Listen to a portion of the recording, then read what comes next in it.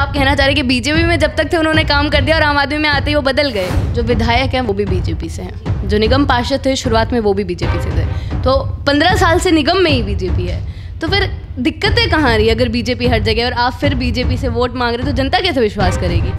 दूसरा मैम, जो ये फ्री जो करते हैं ना, ये बहुत गलत है। तो आपको नहीं लगता जो गरीब जनता है उनको काफ़ी फ़ायदा हुआ है फ्री बिजली फ्री? इससे कोई भी फ़ायदा नहीं है और निखट्टे हो गए लोग, कामचोर हो गए हैं। लेकिन ये आरोप प्रत्यारोप के चक्कर में बीजेपी बोल रही है फंड नहीं मिल रहा है, आम आदमी पार्टी बोल रही है कि फंड दे रहे हैं, फिर भी बीजेपी सिर्फ आरोप लगा रही है। सफ़र कौन कर रहा है? आम जनता। तो आपको नहीं लगता कि एक कोऑर्डिनेशन बना के पार्टियों को जनता के बारे में सोचना चाहिए?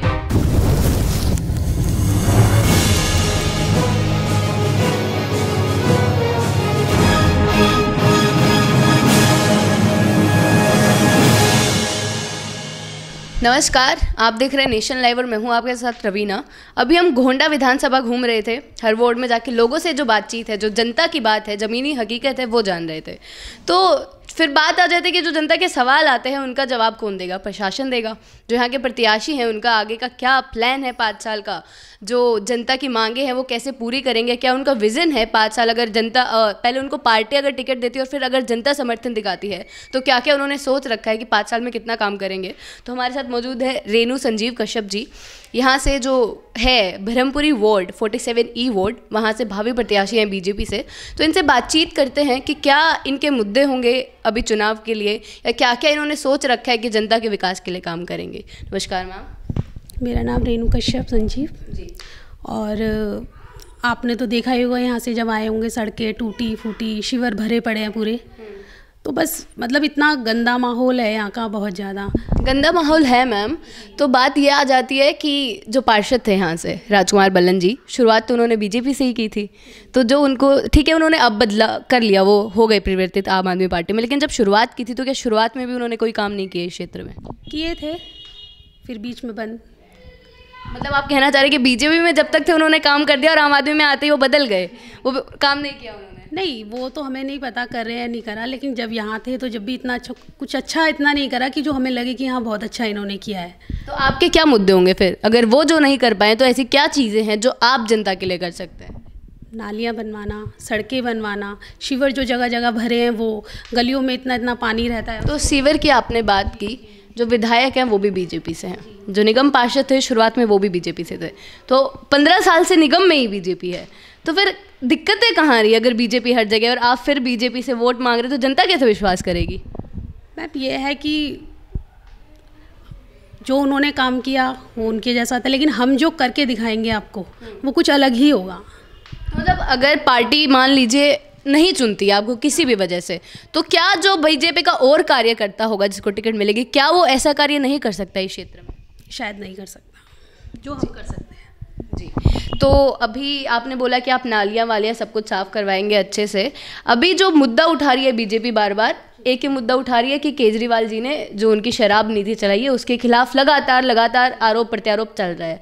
तो क्या अभी बीजेपी के पास इलेक्शन से पहले एक ही मुद्दा बच गया है, शराब नीति? उसके अलावा क्या उनको केजरीवाल की और कोई खामियां नज़र नहीं आ रही कि वो बात ही नहीं कर रही है?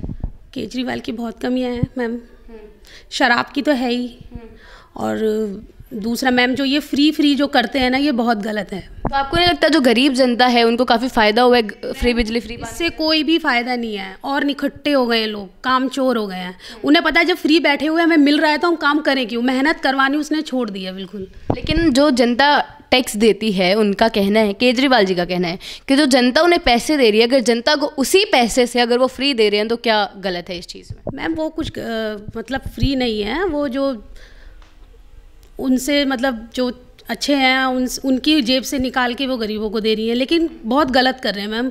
हमारे ही आस पड़ोस में है, बच्चे काम पे नहीं जाते, आराम से पढ़े हैं कि अरे केजरीवाल ने तो फ्री कर रखा है सब कुछ, ज़रूरत क्या काम करने की? ये तो फिर गलत है ना मैम। बच्चे जो हैं वो आगे क्या करेंगे फिर? तो आपको लगता है कि फ्री जैसी चीज़ कोई होनी नहीं चाहिए? नहीं होनी चाहिए मैम, मेहनत से ही सब कुछ मिलता है, बिना मेहनत के कुछ नहीं मिलता। लेकिन अगर हम बात करें फ्री राशन की तो वो तो बीजेपी भी देती है। जी, तो मैम वो चीज़ एक अलग है, राशन और ये बिजली और मतलब फ्री बिजली और फ्री पानी के अगेंस्ट हैं आप, लेकिन फ्री राशन चल सकता है? हाँ मैम, वो भी जी मैम। तो अभी जो बीजेपी के मुद्दे क्या होने वाले हैं इस बार जो चुनाव आने वाले, 15 साल से बीजेपी है, बीजेपी को लगता है कि उन्होंने इतना काम 15 साल में किया है कि दोबारा इस बार जनता उन पर भरोसा दिखा सकती है? लगता है लगता है कि बीजेपी आ जाएगी दोबारा? आएगी मैम, जरूर आएगी। क्योंकि केजरीवाल जी की लहर काफ़ी तेज नज़र आ रही है इस बार। लेकिन मैम दिल्ली में बीजेपी ही आएगी, मोदी जी ही। हाँ जी, मोदी जी की आप बात कर रहे हैं, लेकिन जो निगम चुनाव होते हैं वो चेहरे पर लड़े जाते हैं। अगर आप सेंटर के मुद्दे निगम चुनाव में लेकर आएंगे तो आपको लगता नहीं है कि जनता गुमराह होगी इस चीज़ से? बिल्कुल नहीं होगी मैम। मतलब मोदी जी के नाम पर आप चुनाव नहीं, मोदी जी के नाम से नहीं, हम अपनी मेहनत के नाम पे चुनाव लड़ेंगे और कुछ करके दिखाएंगे, और दिखा भी रहे हैं। ऐसी बात नहीं है, बहुत जगहों पे बहुत अच्छे अच्छे काम भी हुए हैं। तो अगर आपकी बात करें, आप बोल रहे हैं कि काफ़ी समय से आप राजनीति में एक्टिव हैं और काम किया है, तो क्या क्या ऐसे काम, हम आपसे 4 काम ही पूछते हैं, आप अपने 4 काम कुछ ऐसे बता सकते हो जो आपने इस क्षेत्र के लिए किए हैं?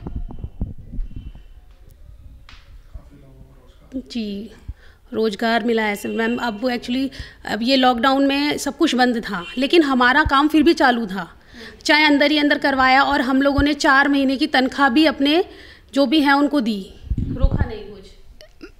ईडीएमसी के जो कर्मचारी हैं लगातार हड़ताल पे बैठ रहे हैं। बोला जा रहा है कि ना जो स्कूल के कर्मचारी, जो स्कूल में टीचर्स पढ़ाते हैं, प्रिंसिपल पढ़ाते हैं, उनको बार बार सैलरी नहीं मिल रही है। तो फिर कैसे आप बोल सकते हैं कि आप उन्हें लगातार सैलरीज दे रहे हैं, क्योंकि हड़ताल तो ख़त्म ही नहीं हो रही है एमसीडी के कर्मचारियों की? मैम जितना फंड मिल रहा है उसी के हिसाब से हो रहा है काम। लेकिन अभी आपने बोला कि आपने अपने जेब से उनको तनख्वाह दी है, बेशक फंड ना मिला हो।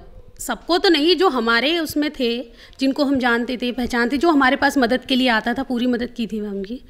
और आपने बोला कि फ़ंड नहीं मिल रहे हैं, लेकिन ये आरोप प्रत्यारोप के चक्कर में बीजेपी बोल रही है फ़ंड नहीं मिल रहा है, आम आदमी पार्टी बोल रही है कि फ़ंड दे रहे हैं, फिर भी बीजेपी सिर्फ आरोप लगा रही है। सफ़र कौन कर रहा है? आम जनता। तो आपको नहीं लगता कि एक कोऑर्डिनेशन बना के पार्टियों को जनता के बारे में सोचना चाहिए? बिल्कुल सोचना चाहिए मैम। तो आप आएंगे तो क्या बदलाव हो सकता है? बहुत बदलाव होगा और आप खुद देखेंगे मैम। ये जी, बहुत बहुत शुक्रिया आपका हमारे साथ बनने के लिए। तो ये थी रेणु संजीव कश्यप जी, ब्रह्मपुरी वोट से हैं ये। तो चीज़ें जनता साफ देख सकती है कि कौन सी पार्टी उनके लिए काम करेगी, क्योंकि काफ़ी समय हो गया। अब आम आदमी पार्टी को भी समय हो गया है दिल्ली में, और बीजेपी तो काफ़ी समय से है ही निगम में। जनता पूरा अपना मन बनाएगी, जनता देखेगी कौन उनके लिए विकास करेगा, सिर्फ सेंटर के मुद्दों पे नहीं, चेहरे पर चुनाव लड़ेगी। अभी तक के लिए इतना ही। ऐसी जानकारियों के लिए बने रहे नेशन लाइव के साथ। कैमरामैन मनीष त्रिपाठी के साथ मैं रवीना।